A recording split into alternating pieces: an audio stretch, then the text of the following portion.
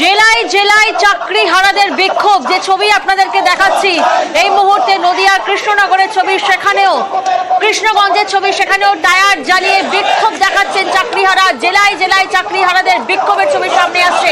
DI অফিসের তালা ঝুলিয়ে বিক্ষোভ, যে ছবি এই মুহূর্তে আপনারা দেখছেন। বিক্ষোভকারীরা মিছিল করে ডিআই অফিসে ঢোকার চেষ্টা করেন, কিন্তু ডিআই অফিসের মূল ফটকের সামনে পুলিশ ব্যারিকেড করে রাখায় তারা পারেননি।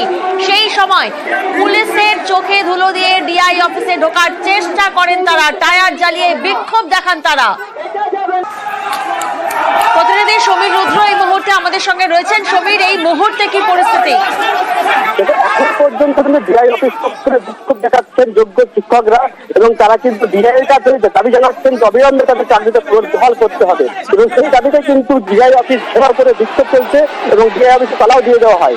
আজকে পূর্ব ঘোষিত কর্মসূচি অনুযায়ী প্রায় 100 শিক্ষক কিন্তু সকালে জড়ো হয় কৃষ্ণনগরের রবীন্দ্র কলেজ ময়দানে, এবং সেখান থেকে মিছিল করে ডিআই অফিসের দিকে তারা অভিযান চালায়। এরই মধ্যে সদর মোড়ে তারা টায়ার জ্বালিয়ে বিক্ষোভ দেখান, রাস্তা অবরোধ করেন, এবং এই উপলক্ষে কিন্তু ডিআই অফিস দপ্তরে কড়া পুলিশি নিরাপত্তা ছিল এবং বিশাল ব্যারিকেড করে পুলিশ কিন্তু মূল ফটক ঘিরে রেখে দিয়েছিল।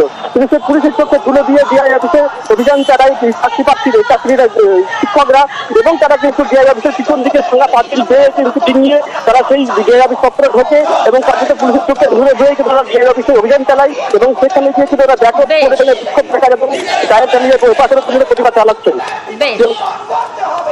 বেনিফিট অফ ডাউটসে এতগুলো সাধারণ মানুষের, যোগ্য শিক্ষক শিক্ষিকার চাকরি কেড়ে উনি নিতে পারেন না।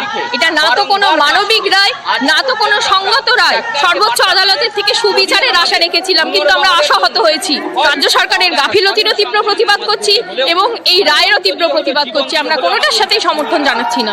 রাস্তা নামতে বাধ্য হয়েছে। বিভিন্ন ডিআই অফিস থেকে আমাদের স্যালারি বন্ধের জন্য বিভিন্ন রকম পদক্ষেপ নেওয়া হচ্ছে। স্কুলগুলোতে হেডমাস্টার মশাই কোনো অর্ডার ছাড়াই আমাদের সিগনেচার করতে দিচ্ছেন না। রক্ত দিয়ে হলেও আমরা সেই সকল আমাদের বিরুদ্ধে নেওয়া পদক্ষেপ বন্ধ করতে বাধ্য হয়ে থাকবো।